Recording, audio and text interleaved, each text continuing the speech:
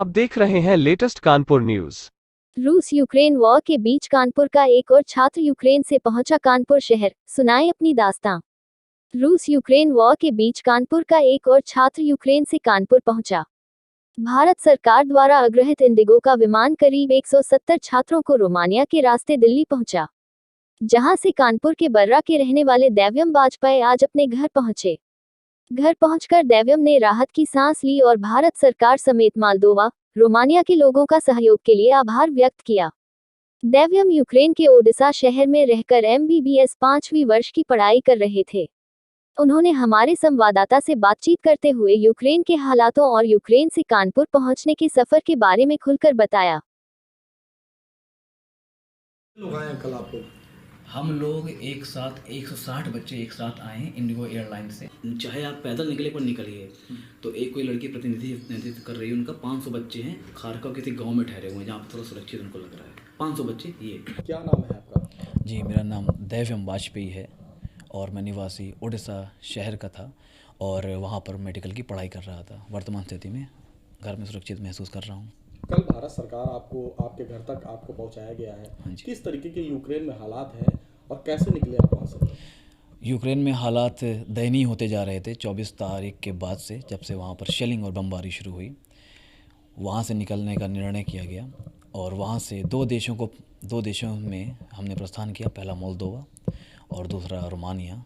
और अंततः इस संघर्ष में थोड़ी दिक्कतें आई, थोड़ी नहीं बहुत दिक्कतें आई, परंतु अंततः भारत सरकार की सहायता से बुखारेस्ट, रोमानिया की राजधानी के हवाई अड्डे पे हमें भारतीय सरकार द्वारा सहायता मिली। उनका प्रतिनिधि कर रहे थे सिंधिया जी और उन्होंने हमें आश्वासन दिया जिससे हम थोड़े शांत हुए। और उसके बाद से हमें वहाँ पर से दिल्ली राजधानी पहुँचाकर उन्होंने हमें सुरक्षित महसूस करवाया। क्या हालात बने हुए हैं वहाँ के? यूक्रेन के हालात जब तक मैं वहाँ था तब तक ठीक थे। मेरे यूक्रेनी मित्रों से बात होती थी, उनको भी उम्मीद थी कि ये जल्द ही ख़त्म हो जाएगा, परंतु ये इस तरह खिंचेगा इसका अनुमान किसी को नहीं था। अब वहाँ पे हालात बदतर होते जा रहे हैं क्योंकि मेरी उनसे बात हुई। वहाँ पर स्टोर्स खाली हो रहे हैं खाने के, वहाँ पे खाना नहीं है। पानी का भी प्रसार है परंतु वो कब बंद हो जाए पता नहीं। बिजली का प्रसार अभी तक बचा हुआ है परंतु शेलिंग से कुछ टावर ध्वस्त हुए हैं। तो स्थिति सामान्य लग रही थी पर अब दयनीय होती जा रही है। आप लोगों ने कैसे अपनी सुरक्षा की थी? कहाँ पर जाकर शरण लिया था? हमें जैसे ही युद्ध शुरू हुआ तो हमारे ऑटोमेटिक मैप पे बंकरों की पोजीशन आ गई थी, जिससे हमें अनुमान लग गया था कि हमें कहाँ पर भागना है अगर कुछ स्थिति बिगड़ती है। परंतु हमने खाने की सामग्री अपने घरों में ही जुटा ली थी, तकरीबन महीने 2 महीने की, और हम लोग वहीं पे अपने आप को सुरक्षित महसूस कर रहे थे। यहाँ तक कि मेरे मित्र जो अलग अलग अपार्टमेंट में रह रहे थे वो भी एक साथ आ गए कि फिर जो भी होगा एक साथ उसको देखा जाएगा। जी। अभी कितने छात्र हैं जो आपके साथ वहाँ रहते थे जो फंसे हुए हैं और किस तरीके से सरकार उनकी मदद कर रही है? छात्र वहाँ पे जो फंसे हुए हैं वहाँ पर एम्बेसी ने पहुँचने का प्रयास किया परंतु वहाँ पर किसी भी राष्ट्र की कोई भी एम्बेसी नहीं पहुँच पा रही है। इसलिए छात्रों को पलायन बॉर्डर की तरफ करवाया गया ताकि वो दूसरे देशों के माध्यम से निकल सकें, क्योंकि एयर बेसेस यूक्रेन में पूरी तरह से बंद हो चुके हैं।